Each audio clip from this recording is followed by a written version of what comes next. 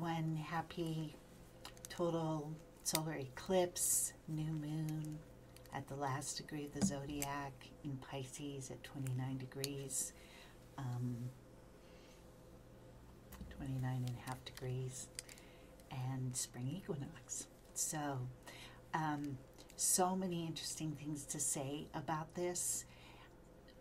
First of all, again, we have a cusp new moon, and it's a supermoon. So even though it's a dark new moon, we feel the energies very strongly because the moon is very close to the earth and it affects the tides, and we're mostly water, very water, and so it affects us and our emotions. And again, as last month we had the moon shift from Pisces, Aquarius to Pisces within 4 minutes. So we had a new moon within 4 minutes. We had both signs. This one shifts from Pisces to Aries within an hour. So the new moon for this also holds the archetype of both Pisces and Aries. And again, interestingly, it's at the end of Pisces. So this can be very symbolic again of the end of the Piscean age. And what we've got here basically is the moon at perigee, and then we've got the eclipse, and then we've got the new moon, and then we've got the spring equinox. So it's an amazing time. And even though it feels very still and deep and quiet, especially here in Boulder when I'm doing this past midnight, and it's very cold out, and it's cold in my house, which is why I'm wearing this wool jacket. And why do I have a picture of the beach behind me? Well, that's Penang, Malaysia, where I lived from the time I was about 12 to 17. And Malaysia's been on my mind a lot because the international school I went to is having their alumni reunion in Kuala Lumpur, and I would so love to go, but I can't. And I'm pining for the beaches, so I miss the water. But this particular beach looks very similar to one I remember. It was in the evening, and I was watching the sunset, and apparently our family was on vacation because I know it was in Penang, and under palm trees just like this. And a young man walked by with Down syndrome, and it was one of the very first, if not the first time, I really got, oh, Down syndrome. It felt important, part of my destiny, part of my karma. Very interesting. But anyway, that's why I have the picture of the beach behind me tonight. Okay, so back to this very potent time. We've been talking about the month of March being so intense, and it has been. I know everybody's feeling it. And as you remember, I said the first couple of months of the year, January and February, especially with that Mercury in Aquarius, we're going to be a little more calm, just a time to gather and collect our visions and our goals, because beginning March, we go for it. And part of this last degree of Pisces is about being as clear with our visualization as we possibly can, based on what we've been setting up in January and February, because the energy of change is monumental right now. And I have heard it said that March is the most intense month of the year, and then it's all going to be easier. And I just don't agree with that. I think the entire year of 2015 is going to be hugely turning point year, nonstop. September is another very, very big month, and between March and September, we're going to be processing and integrating and having our paradigms challenged and our sacred cows challenged, and people are going to be walking around in shell shock because of what is being revealed and what they're discovering about how their way of looking at reality, or what they thought they could trust, or what they thought was true, just is dissolving. And for some it'll be fairly easy, and for others it'll be very, very difficult. But so there's a lot going on, and this particular equinox, it's always new beginnings. It's the beginning of the astrological new year.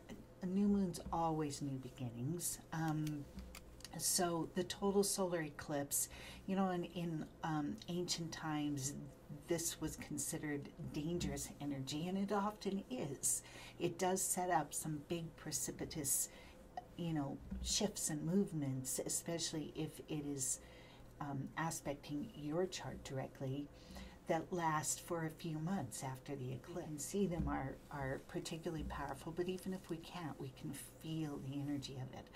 I can feel, as I'm talking to you right now, the eclipse is happening, and I can feel between the darkness of the new moon and the darkness of the shadow on the sun. And it's going to be a time where we can go very, very deep for a couple more days and really be honest with ourselves, really tell the truth about what's come up so far and what we need to do to visualize the lives and the changes that we know we need to make and what we desire to go for.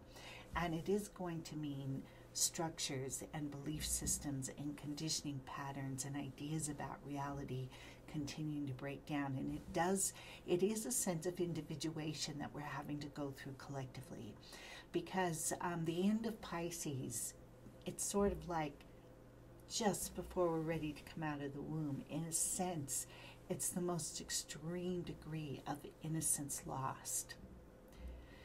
And that's what this period is about. It's many other things as well, but that's one of the hallmark signatures, I think, of this new moon. So innocence lost, and just looking at the reality of the warrior spirit that needs to happen to individuate, to change, and to lose our delusions and to lose our innocence.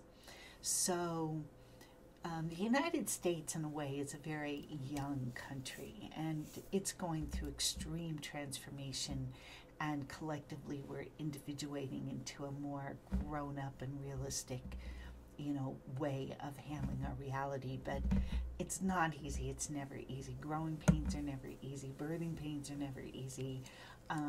The harsh reality of individuating and losing the, you know, the magic of like childhood and innocence is never easy. But this is what we are all going through. So what I'm noticing is that people are really falling into, well, 3 camps, well, probably many more than that, but let's just say there's, in evolutionary astrology, Jeffrey Wolf Green talks about consensus, individuated, and spiritual stages of evolutionary growth. Now, when I first started studying evolutionary astrology, I really poo-pooed this. I wasn't on board at all with hierarchy and labeling and categorizing. But now, in my ripe old age of almost 60 in May, which I'm really proud of, by the way, I can hardly wait, I'm beginning to see that, yes, indeed, you know, the majority of the human population is in a consensus state of being, which means that they're very happy to sort of put the blinders on and follow authority and let, you know, have some structure or some authority or some religion, some government, whatever, tell them what to do, then not much thought put into it. But we are, as a species, part of the shift of consciousness that's happening right now, is we're individuating, because the majority of the, Jeffrey Wolf Green says 70%-ish of the people out there are in consensus state. So we're individual. Many more people are, quote unquote, waking up. And to me, what that means is moving from the consensus reality to more individuated reality. And there's stages to that and growth within that as well. But, you know, so the consensus reality will diminish from 70% to, who knows, maybe only 50, and maybe by 2020 it'll be 30, I don't know. But the point is, more and more people are moving into an individuated state. That's symbolized by Uranus and Aries. So what does that mean? It just means that they're starting to think for themselves. They're wanting to live their lives on their own terms, what they feel is true for them, according to who they are, and they're starting to question, things. And so this is a big piece of what this Uranus square Pluto is about. Okay. It's late, and I'm probably not being very succinct, but I want to get a few thoughts out for this equinox period of new directions, because many people in this consensus state are just grabbing on to what they understand as reality, and grabbing on to what they're being told by the authorities and the structures and the powers that be, and they don't want to let go, because to have those paradigms and those beliefs and those ideals shattered is almost more than they can handle. So that's fine. They're hanging on for dear life. And then there's a lot of people who are all on board with their individual growth, and they're just making the changes and moving forward with a lot of vigor and energy and courage. And then there's those who want to do that, but they're stuck. They're really stuck. They're trying to visualize, they're trying to move forward, but it takes action, and it takes a radical change. It takes letting go of all the old ways of thinking and being, so that you can step into the radical new ways of thinking and being. So if the same old thing is happening, it's because you're thinking and acting in the same old ways. We can't shift our reality from the same state of mind that created that reality. And so letting go of what we think is true, letting go of what we think we can't change, is the only way radical changes are going to happen. If somebody is not willing to do that, that's okay. But they have to be willing to be with the reality that the current mindset, the current beliefs, and the current actions have created. And unfortunately, if it's on a track that needs to be shifted, the more they do stay in that mode, the more difficult that reality becomes. So you see what I'm saying. If you feel stuck and you're saying there's no way this can change, there's no solution, I can't do anything but what I'm doing, then you have to be okay with the way your life is right now. And you also have to be prepared that it's going to continue to get worse and worse and worse and more challenging. Because at some point, the straw that broke the camel's back will happen. At some point, the changes that must happen will happen, but it will be much more cataclysmic, much more traumatic, much more intense than if you're bravely letting go of all that has kept you and brought you to the point where you are right now. So I just know so many people that are struggling with this issue, and there's a lot of push-pull, and the thing to remember is that this period, this Uranus square Pluto period, and all of this new energy and all of this release of innocence and brave spiritual warrior energy towards making the changes, it is a process, and it's just beginning, but it's a process that, the energy, the winds are, what do you call it? Our sails have got the winds. In other words, we can do it. This is the time where we have the, I'm really sorry, you guys, I am so exhausted. I am still going through my own variation of theme of drama, trauma, intensity, and I'm not nearly as well rested as I should be, and I'm so behind in everything. But it's all very, very exciting, and you know what I'm talking about. if there was ever any time where we've got the winds at our back, that's what I was trying to say. The winds at our back. It's now. And be prepared for a really interesting and exciting summer. It's not going to be exciting if you're not prepared for the change and you're not prepared to kind of look at it as one great big adventure where you just go, whoa, wow, and be adaptable and see how you can shift, because it will require that. In the meantime, in the stillness, in the darkness, in the depth of this 2 to 3 day period following this total eclipse, as we move over the equinox point, as we begin our journey from the new moon back into the full moon,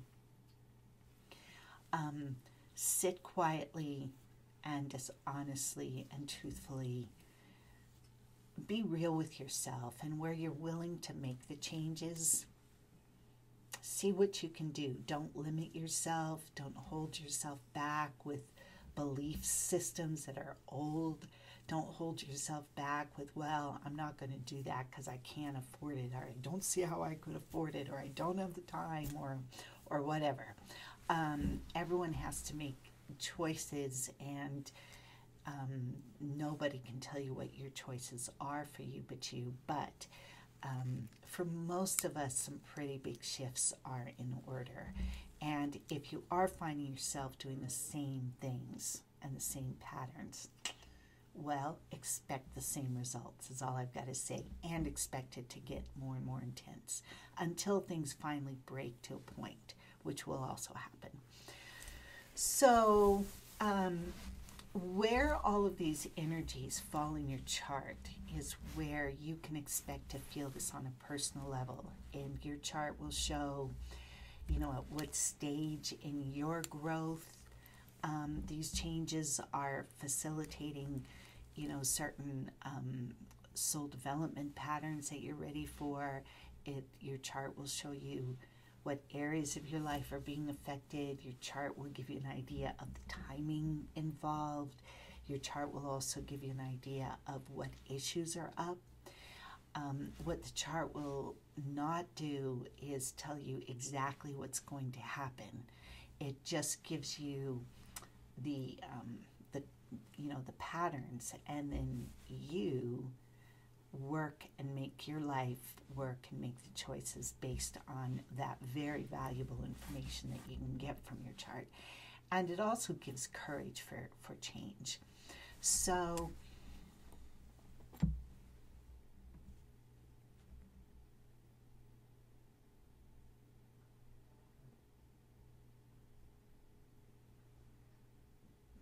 I'm hoping by next week to have my life back in a little more equilibrium and order. I'm catching up on having canceled another week of readings because of some family and trouble on my end, and hopefully that will all calm down and be resolved by next week. In the meantime, don't be afraid to order a reading if you are being pulled to do that, because there's no better time to set one up than now in terms of getting your astrological new year set up and really getting prepared for this March to September summer 2015 turning point that we're all experiencing in one way or another. We may have to schedule out a week or two longer than I usually do as I catch up, but definitely great time to get a reading if it sounds like the right thing to do for you.